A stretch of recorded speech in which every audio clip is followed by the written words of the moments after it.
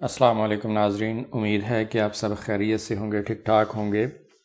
آج ہم ذکر کرنے والے ہیں ہائی کورٹ کے ایک فیصلے کا جو کہ رول 17A کے بارے میں آیا ہے۔ اس وقت آپ کے سامنے سکرین پر موجود ہے government of the Punjab services and general administration department regulation wing کا نوٹیفیکیشن۔ یہ نوٹیفیکیشن جاری ہوا تھا 24 جولائی 2024 کو۔ یہ کئی بار آپ کے ساتھ شیئر کیا جا چکا ہے۔ اس نوٹیفیکیشن کے ذریعے پنجاب سول سروینٹس رولز 1974 میں ایک بہت بڑی امینڈمنٹ کی گئی، جس کے ذریعے رول 17A کو اومٹ کر دیا گیا، ختم کر دیا گیا۔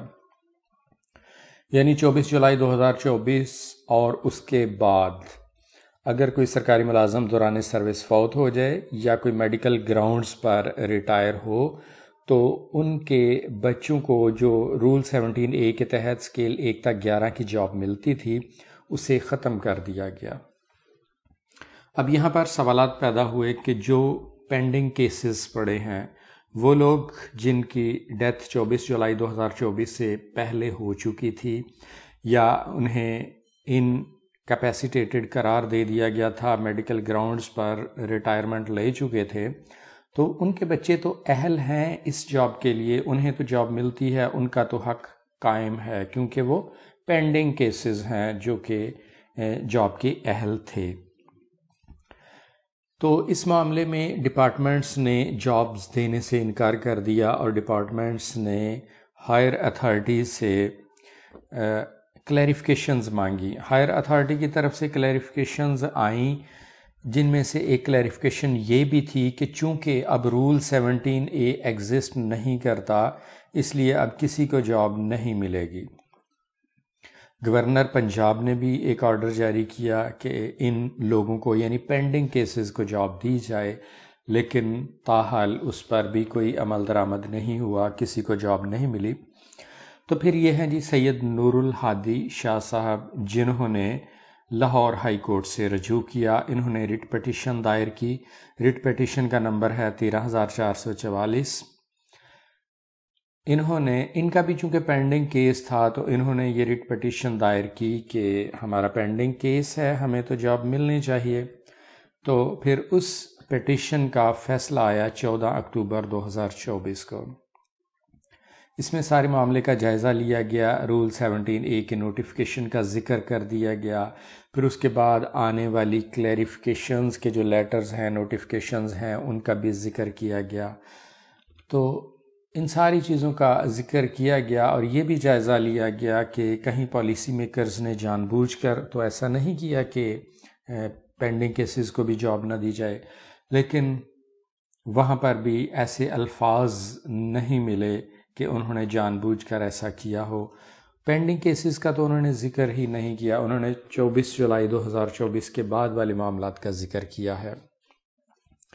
تو پھر یہ فیصلہ ریٹ پٹیشن دائر کرنے والے کے حق میں یہی آیا کہ چونکہ ان کا کیس پینڈنگ ہے، 24 جولائی 2024 سے پہلے والا کیس ہے، تو انہیں جاب ملنی چاہیے اور ان کو جاب ملے گی اس رول 17A کے تحت۔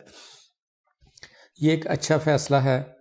پینڈنگ کیسز بہت سے ہیں، ہر ڈسٹرکٹ میں تقریباً ہر ڈپارٹمنٹ میں ایسے کیسز ہیں، لوگ پریشان ہیں، سوالات پوچھ رہے ہیں کہ کیا ہمیں جاب ملے گی، اگر مل سکتی ہے تو کیسے، کوئی طریقہ بتائیں۔